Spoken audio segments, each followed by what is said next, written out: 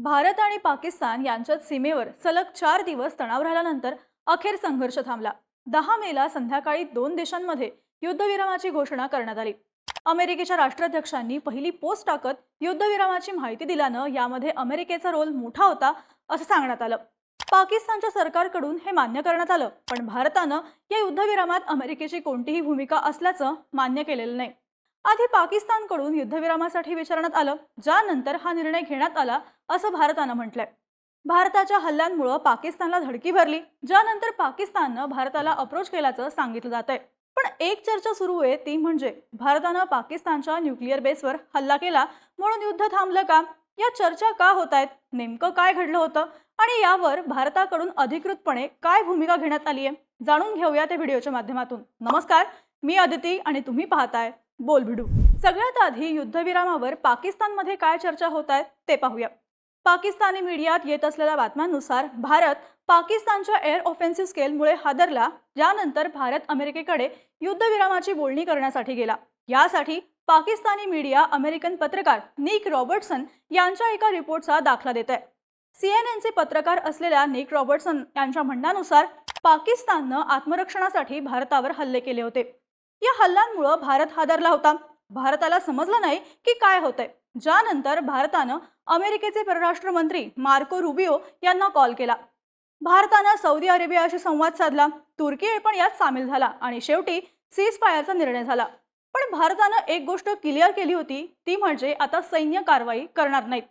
Pakistani media सगळीकडे या American पत्रकाराच्या रिपोर्टचा दाखला देत आहे। पाकिस्तान सरकारकडूनही सीज फायरमध्ये इतर देशांची भूमिका होती हे मान्य करण्यात आलंय। पाकिस्तानचे पंतप्रधान शहबाज शरीफ यांनी युद्धविराम झाल्यानंतर अमेरिकेचे राष्ट्राध्यक्ष डोनाल्ड ट्रम्प, चीनचे राष्ट्राध्यक्ष शी जिनपिंग तसंच सौदी अरेबिया, तुर्की आणि युनायटेड किंगडमच्या नेत्यांचे आभार मानलेत। त्यांनी या सीज फायरला पाकिस्तानचा विजय असं म्हटलं। आम्ही भारताला त्यांच्याच भाषेत उत्तर दिलं असं पाकिस्तानचे पंतप्रधान म्हणाले। पाकिस्तानी मीडियाकडूनही या सीज फायरला पाकिस्तानचा विजय दाखवण्यात येतोय। भारत स्वतःहून युद्धविरामासाठी अमेरिकेकडे गेला होता, कारण भारतानं पाकिस्तानकडून न्यूक्लिअर हालचाली होत असलेल्या पाहिल्या असंही काही माध्यमांकडून सांगण्यात आलंय। या न्यूक्लिअर हालचालींची चर्चा वाढली, याला कारण ठरलं पाकिस्तानमधून आलेली एक बातमी। पाकिस्तानातून 10 मेला बातमी आली की पाकिस्तानमध्ये 4 रिश्टर स्केलचा भूकंप झालाय। या भूकंपाचा केंद्रबिंदू अफगाणिस्तानच्या सीमेला लागून असलेल्या खैबर पख्तूनख्वा प्रांतात होता। त्यावेळी बोललं गेलं की पाकिस्ताननं इथं न्यूक्लिअर टेस्टिंग केलं होतं, त्यामुळं हे धक्के जाणवले। याबाबत कुठेही अधिकृत माहिती समोर आली नाही, पण यामुळं पाकिस्ताननं न्यूक्लिअर टेस्टिंग केलं का, त्यांच्या न्यूक्लिअर बेसवर हालचाली सुरू झाल्या होत्या का आणि त्यामुळे युद्ध थांबलं का, या चर्चांना जोर आला। प्रसिद्ध ब्रिटिश न्यूजपेपर द गार्डियननं या सीज फायरबाबत मोठा दावा केलाय। या न्यूजपेपरच्या म्हणण्यानुसार अमेरिकन गुप्तचर संस्थांनी भारत आणि पाकिस्तानमध्ये न्यूक्लिअर वॉर सुरू होण्याची भीती व्यक्त केली होती। यानंतर अमेरिकेनं हस्तक्षेप केला। अमेरिकेचा प्रसिद्ध न्यूजपेपर न्यूयॉर्क टाइम्सनंही या युद्धविरामासाठी अमेरिकेचे राष्ट्राध्यक्ष डोनाल्ड ट्रम्प यांनी मध्यस्थी केली होती असं म्हटलंय। पाकिस्ताननं भारताची 2 लढाऊ विमानं पाडली असल्याचा दावाही न्यूयॉर्क टाइम्सकडून करण्यात आलाय। दुसरीकडे चीनच्या सरकारचं मुखपत्र मानल्या जाणाऱ्या ग्लोबल टाइम्सनं या सीज फायरमध्ये चीनचे राष्ट्राध्यक्ष शी जिनपिंग यांची भूमिका महत्त्वाची होती असं म्हटलंय। ग्लोबल टाइम्सच्या दाव्यानुसार भारत पाकिस्तान संघर्षादरम्यान चीन सतत दोन्ही देशांच्या संपर्कात होता। चीन दोघांनाही शांततापूर्ण तोडगा काढण्याची विनंती करत होता। एकीकडे जागतिक मीडियाकडून हे दावे होत असताना भारत सरकारनं मात्र हे सगळे दावे फेटाळून लावलेत।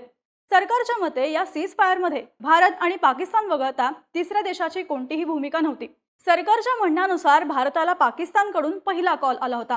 सीज फायरबाबत भारत सरकारच्या म्हणण्यानुसार पाकिस्तानच्या डीजीएमओ यांनी 10 मेला दुपारी 3:30 वाजता भारताच्या डीजीएमओ यांना कॉल केला होता। या दोघांमध्ये बोलणं झाल्यानंतर सीज फायरचा निर्णय घेण्यात आला। भारताच्या या दाव्याला समर्थन करणारे काही रिपोर्ट्सही समोर आलेत। या रिपोर्ट्समध्ये महत्त्वाचे खुलासे करण्यात आलेत। आता हे रिपोर्ट्स काय आहेत ते पाहूया। भारतातल्या काही रिपोर्ट्सनुसार 10 मेच्या पहाटे भारतानं पाकिस्तानच्या एअर बेसेसवर जे मोठे हल्ले केले होते, त्या हल्ल्यासाठी भारतानं ब्रह्मोस सुपरसॉनिक क्रूज मिसाईल वापरलं होतं। सुरक्षा दलांनी प्रेस कॉन्फरन्समध्ये दाखवलं की पाकिस्तानच्या नूर यार खान एअरबेसवरचा रनवे भारताच्या हल्ल्यात पूर्णपणे नष्ट झाला। भारताच्या या प्रचंड नुकसान पोहोचवणाऱ्या हल्ल्यानंतर पाकिस्ताननं अमेरिकेला मध्यस्थी करायला लावली असंही सांगण्यात आलं। पण यात सगळ्यात मोठी चर्चा होती ती म्हणजे भारतानं पाकिस्तानचा न्यूक्लिअर बेस टार्गेट केला। 10 मेला भारतानं केलेल्या एअर स्ट्राईकमध्ये पाकिस्तानचा किराणा हिल्स इथं असलेला न्यूक्लिअर बेस सुद्धा टार्गेट करण्यात आला। त्यामुळेच भूकंपाचे धक्के जाणवले आणि भारताकडून यापेक्षा मोठी ॲक्शन घेतली जाऊ शकते अशी चर्चा जोरदारपणे झाली। याच चर्चेमुळे न्यूक्लिअर बेसला टार्गेट केलं म्हणून युद्ध थांबलं या बातमीला बळ मिळालं। त्यात काही रिपोर्ट्सनुसार 10 मेच्या पहाटे भारतानं पाकिस्तानच्या एअर बेसेसवर अटॅक केल्यानंतर अमेरिकेचं एक एअरक्राफ्ट पाकिस्तानच्या न्यूक्लिअर स्टोरेज फॅसिलिटीकडे जाताना दिसलं होतं। हे एअरक्राफ्ट इस्लामाबाद आणि रावळपिंडीजवळ ट्रॅक करण्यात आलं होतं। हे अमेरिकेच्या डिपार्टमेंट ऑफ एनर्जीचं एअरक्राफ्ट होतं। न्यूयॉर्क टाइम्सच्या एका बातमीनुसार 2007 मध्ये अमेरिकेनं पाकिस्तानचे न्यूक्लिअर बेसेस प्रोटेक्ट करण्यासाठी मदत केली होती। त्याच आधारावर अमेरिकेनं न्यूक्लिअर बेसेसला धक्का पोहोचल्यावर मध्यस्थी केली असं सांगण्यात आलं।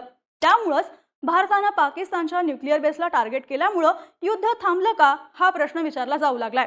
आता एक गोष्ट क्लिअर करणं महत्त्वाची आहे, ती म्हणजे या सगळ्याबाबत भारत सरकारकडून अधिकृतपणे फक्त एवढंच सांगण्यात आलंय की भारतानं पाकिस्तानच्या 8 लष्करी तळांवर हल्ला केला होता। 10 मेच्या पहाटे हा हल्ला झाला होता। त्यानंतर त्याच दिवशी दुपारी पाकिस्तानच्या डीजीएमओंनी भारताच्या डीजीएमओंना कॉल केला होता। यानंतर सीज फायरचा निर्णय घेण्यात आला। सोमवारी झालेल्या सुरक्षा दलांच्या प्रेस कॉन्फरन्समध्ये पत्रकारांनी भारतानं पाकिस्तानचा न्यूक्लिअर बेस असलेल्या किराणा हिल्सला टार्गेट केलं होतं का याबद्दल प्रश्न विचारला, ज्यावर एअर मार्शल भारती यांनी किराणा हिल्समध्ये न्यूक्लिअर वेपन्सचा बेस आहे याची माहिती आम्हाला दिल्याबद्दल थँक्यू। आम्हाला हे माहिती नव्हतं। आम्ही किराणा हिल्सला किंवा तिथे जे काही आहे त्याला टार्गेट केलं नव्हतं असं उत्तर दिलं। त्यामुळं अधिकृतपणे भारतानं पाकिस्तानचा न्यूक्लिअर बेस टार्गेट केलेला नाही, पण तरी सुद्धा या चर्चा होत आहेत। या परदेशी माध्यमांमध्ये आलेल्या बातम्या, पाकिस्तानमध्ये झालेले भूकंप यामुळे साहजिकच आता सीज फायर कुठल्या मुद्द्यांच्या आधारे झालं आणि पाकिस्तान पॅनिक नेमकं का झालं याचं उत्तर दोन्ही देशांच्या डीजीएमओंची बैठक झाल्यानंतर मिळेल अशी चर्चा आहे। सध्या तरी भारत आणि पाकिस्तानचा संघर्ष थांबलेला आहे। दोन देशांमध्ये सीज फायर झाल्यानंतर सीमेवरती शांतता आहे, पण त्यापूर्वीच्या 24 तासात पडद्यामागे नेमकं काय घडलं याचं सत्य बाहेर येणं अजून बाकी आहे। तुम्हाला या सगळ्याबाबत काय वाटतं? तुमची मतं, प्रतिक्रिया आम्हाला कमेंट करून नक्की सांगा आणि अशाच माहितीपूर्ण व्हिडिओसाठी बोल भिडच्या YouTube चॅनलला नक्की सबस्क्राईब करा।